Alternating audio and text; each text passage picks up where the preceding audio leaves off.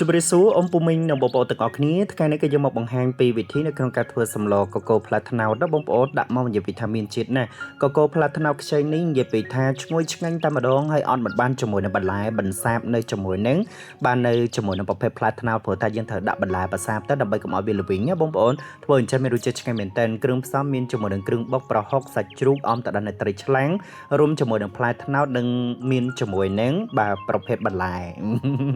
បងប្អូនបានឃើញបានដឹងហើយណាបាទបន្លែរបស់យើងអាចបន្សាបបាននៅសារធាតុដែលគេហៅថាល្វីងតិចតិចល្វិចទីងទីងហ្នឹងណាបងប្អូនឥឡូវនេះគឺវិធីធ្វើស្រួលណាបងប្អូនហើយបានទស្សនាឥឡូវនេះគឺយើងចម្រាញ់នៅជាមួយនឹងខ្លាញ់សិនមកបាទខ្លាញ់ជ្រូកគឺយើងប្រើជាវិធីសាស្ត្របែបនេះដើម្បីឲ្យបន្លែរបស់យើងទន់ហើយនឹងទទួលបានរសជាតិឆ្ងាញ់បើយើងប្រើប្រេងឆាអត់សូវមានរសជាតិទេបាទអញ្ចឹងធ្វើតាម admin នៅក្នុងការបរិយាយណាឥឡូវគឺយើងប្រើជាមួយនឹងប្រហុកដែលយើងបានចិញ្ច្រាំហ្នឹងយកវាមកកូរឲ្យសព្វគ្រឿងណាបងប្អូនកូរវាឡើងក្លិនឈ្ងុយហើយយើងចាក់គ្រឿងរបស់យើងចូលបងប្អូនធ្វើអញ្ចឹងមានរសជាតិណាស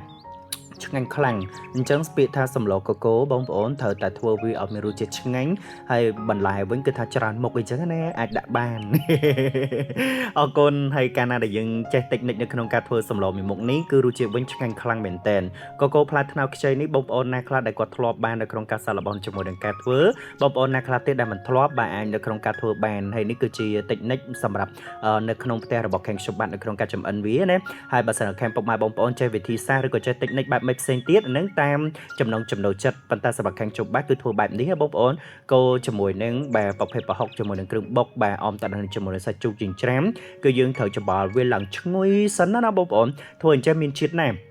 ហើយសាច់ជ្រូករបស់យើងនឹងនិយាយពីថាអូឈ្ងុយល្អមែនតើកូរវាតតែវាឡើងសពបាទលក្ខណៈមួយថាវាចង់ឆ្អិនណាបងប្អូនអរគុណដល់ពេលបង្ហាញចេះបងប្អូនយើងឃើញហើយនិយាយពីថាតំណមឆាទៅឆាមកសបកឃើញវាឡើងពណ៌ឡើងស្អាតមែនតើអញ្ចឹងគឺថាប្រភេទកកូរផ្លែត្នោតនេះបើសិនតែបងប្អូនយើងចូលចិត្តញ៉ាំវិញណារសជាតិវិញឆ្ងាញ់ខ្លាំងហើយប្លែកឥឡូវគឺយើងបន្ថែមនៅជាមួយនឹងត្រីបាទត្រីគឺយើងប្រើជាប្រភេទត្រីឆ្លាំងត្រីទលេដាក់មកជាតិណាបងប្អូនហើយរសជាតិវិញខប់សេរីតែម្ដងដោយដែលខាងខ្ញុំបានជំរាបជូនចឹងបងប្អូនប្រើត្រីប្រភេទត្រីស្រស់ត្រីទលេចេះគឺថាសាច់ត្រីរបស់យើងវាផ្អែមហើយនៅទទួលបានរសជាតិឆ្ងាញ់តែម្ដងអញ្ចឹងអ៊ំពូមីងក៏ដូចជាខាងបងប្អូនទាំងអស់ដែលបានទស្សនានៅជាមួយនឹង Channel Dara Cooking ចូលទៅ Subscribe ឬក៏ដឹងឲ្យ admin ម្នាក់មួយផងណាបើទស្សនាតាម page សូម follow page ឲ្យម្នាក់មួយផងអរគុណច្រើនហើយមកវិញទៀតសោតតិចនិចនៅក្នុងកាប់ផ្សំគ្រឿងដោយដែលខាងខ្ញុំបានជំរាបជូនអញ្ចឹងអត់មានអីច្រើនទេបងប្អូនហើយគ្រឿងទេសយើងមានតែអំបិលស្ករប៊ីចេងបានមានជាមួយនឹងទឹកត្រីមួយជ្រោយអីចឹងទៅណោះបាទឥឡូវយើងដាក់នៅជាមួយនឹងផ្លែត្នោតបានណាហើយត្នោតរបស់យើងនេះនិយាយពីថាខ្ចីល្អមានលីឡំជាមួយនឹងសាច់ត្នោតទៀតដាក់មកនិយាយពីថាឡើងផ្អែមរសជាតិវិញឡើងឆ្ងាញ់គាត់ថាបើសិនបងប្អូនយើងអត់ចេះតិចនិចទេអាចផ្លែត្នោតនឹងរៀងល្វីងខ្លាំងប៉ុន្តែសម្រាប់ខាងអ្នកម្ដាយរបស់ខាងខ្ញុំបាត់ធ្វើអញ្ចឹងវាអត់ល្វីងខ្លាំងទេនៅល្វីងតិចទេប៉ុន្តែរសជាតិវិញអូឆ្ងាញ់ខ្លាំងណាបងប្អូនហើយលក្ខណៈមួយថាល្វីងល្អអាចដែលយើងអាចទទួលទានឲ្យមានរសជាតិឆ្ងាញ់ចាបងប្អូនក្រោយពេលដែលយើងដាក់ត្នោតឲ្យហើយមកស្ទុះហើយគឺយើងផ្សំគ្រឿងមកគ្រឿងផ្សំដោយដែលខាងខ្ញុំបាត់ជំរាបជូនអញ្ចឹងមានអំបិលមានស្ករមានប៊ីចេងអញ្ចឹងទៅបងប្អូនចង់បន្ថែមទឹកត្រីមួយជ្រុលក៏បានតាមចំណូលចិត្តអីចឹងណាមួយយើងប្រើប្រហុករៀងចាស់ដែរណាបងប្អូន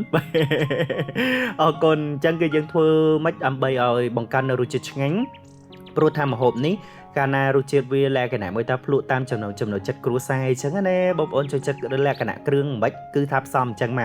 កអញ្ចឹងសម្លកកូរមួយប្រភេទនេះគឺមានរសជាតិឆ្ងាញ់ហើយអ្វីដែលសំខាន់ជាងនោះបងប្អូនប្រើនៅជាមួយនឹងប្រភេទសាច់ត្រីលាយជាមួយនឹងសាច់ជ្រូកចេះគឺថាបន្លែរបស់យើងគឺថាទន់ល្អហើយទទួលបានរសជាតិឆ្ងាញ់ប្លែកតែម្ដងបើបងប្អូនយើងស្លត្រីតទេក៏អត់សូវមានរសជាតិដែរស្លនៅជាមួយនឹងប្រភេទសាច់តទេក៏អត់មានរសជាតិដែរបើថាលាយពីមុខចេះអូឆ្ងាញ់ណាស់បងប្អូនហើយដាក់អង្គលីងទៅមកឡងឈ្ងុយអង្គលីងយើងលីងថ្មីបុកខ្លួនឯងចេះទៀតដល់បងប្អូនឲ្យឈ្ងុយណាស់ហើយបើសិនតែខាងបងប្អូនយើងលក្ខណៈមួយថាបានញ៉ាំអីណាផ្លេចមិនបានជាមួយនឹងប្រភេទមុខម្ហូបមុខនេះផ្ទាល់តែម្ដងព្រោះថា review បណ្ដែលនឹកឃើញចង់ឃ្លានទៀតណាបងប្អូនអញ្ចឹងពេលឃ្លានពេលណាបង្ហាញជូនត្រខាងបងប្អូនពេលនឹងទៀតទេណាអរគុណឥឡូវយើងចាក់ទឹកហើយយើងរំងាស់វាចោលទៅបាទមើលបង្ហាញជូនត្រខាងបងប្អូនទស្សនាមួយផ្លែតហើយយើងទុកវាមួយសន្ទុះទុកតាមមួយសន្ទុះក្រោយមកនឹងគឺចាប់ផ្ដើមនៅក្នុងការពុះឲ្យបងប្អូនអញ្ចឹងសម្លរបស់យើងងាយទេតែភ្លើងដល់គឺថាឆ្អិនល្អហើយនឹងទទួលបានរសជាតិឆ្ងាញ់ក្លិនឡើងឈ្ងុយឲ្យតែធ្វើម្ដងផ្អើដល់ 4-5 ភូមិមកបង ប្អូនដែលសារអីក្លិនឈ្ងុយពីប្រហុកឥឡូវពុះឲ្យបងប្អូនហើយក្រឹកក្រែកអូយតំណងណាបើថាបានភ្លុកមួយម៉ាត់អីហ្នឹងគឺថានឹកឃើញដល់រសជាតិអរគុណអញ្ចឹងការផ្សំគ្រឿងត្រូវសម្លរបស់យើងគឺថាទឹកមិនច្រើនមកល្មមមកខាប់មកឆ្ងាញ់តែម្ដងណាបងប្អូនលក្ខណៈមួយថាឃើញឲ្យតំណងមែនតែនអញ្ចឹងក្រោយពេលដែលវាពុះមកសបកអីហើយក៏យើងបន្ថែមអង្គលីងបន្តិចទៀតមកបាទអាដំបងយើងកូរគ្រឿងឲ្យឈ្ងុយបាទនេះគឺយើងបន្ថែមអង្គលីងដើម្បីវារៀងខាប់បន្តិចបងប្អូនធ្វើអញ្ចឹងគឺមានរសជាតិឆ្ងាញ់ខ្លាំងមែនតែនអញ្ចឹងអ៊ំពូមីងធ្វើសាក់លបងតាមខាងខ្ញុំបាត់នៅក្នុងការ review ជូនមកបានរសជាតិម្ហូបដែលគេហៅថាសម្លកកូផ្លែត្នោតមានរសជាតិឆ្ងាញ់ណាបាទអញ្ចឹងធ្វើតាម admin នៅក្នុងការបរិយាយអរគុណអញ្ចឹងតែមកសបកឲ្យបងប្អូនឃើញតំណងណាហើយបងប្អូនកុំតែឃើញតាគោរហូតបាទតាមពិតទៅអាពេលគោហ្នឹងយើងថតបង្ហាញបាទបង្ហាញជូនទៅដល់ខាងបងប្អូនអីចឹងណាឥឡូវនេះគឺយើងចាប់ផ្ដើមនៅក្នុងការដាក់ស្លឹកច្រេះបាទអូស្លឹកនេះនិយាយពេលថាបន្សាបបានល្អណាបងប្អូនបាទដាក់មកមានជាតិហ្មងហើយឆ្ងាញ់លក្ខណៈមួយថាមកបែបបើសិនបងប្អូនយើងមានស្លឹកបាសដាក់ស្លឹកបាសមានស្លឹកផ្ទីដាក់ស្លឹកផ្ទីបាទតាមចំណងចំណូលចិត្តមានងប់ទៀតរត់តែល្អមានស្លឹកម្រុំទៀតហត់តែអែមបាទ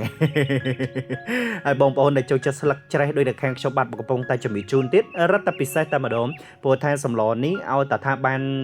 បន្លែព្រៃដែលគេហៅថាធម្មជាតិ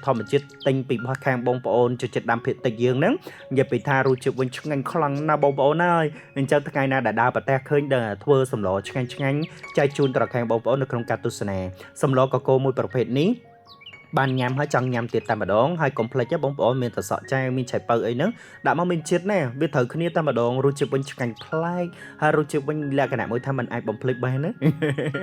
អរគុណអញ្ចឹងឆ្អិននេះយើងដួសដាក់ចានអញ្ចឹងមកបងប្អូនកាលណាដែលយើងដួសដាក់ចានចេះហើយគឺថា8 9នាក់ហ្នឹងមកឡំមកសំគួរទាំងតែម្ដងអញ្ចឹងអ៊ំពូមីងណាខ្លះដែលកំពុងតែចាប់អារម្មណ៍ទៅលើមុខម្ហូបនេះបាទឥឡូវដួសបាយម្នាក់ម្ចាស់មកញ៉ាំជាមួយនឹង admin បានទាំងអស់គ្នាណាអញ្ចឹងឆ្ងាញ់ជាមួយនឹងខាងក្មួយទាំងអស់គ្នាបងប្អូនអរគុណចឹងអត់មានអីច្រើនទេមានតែប៉ុណ្្នេះទេថ្ងៃនេះសម្រាប់នៅក្នុងការចែករំលែកបំពេញចិត្តចូលទៅ subscribe ឬក៏ដឹងឲ្យ admin ម្នាក់មួយផងជួបគ្នានៅក្នុងវីដេអូក្រោយៗទៀតបាយបាយ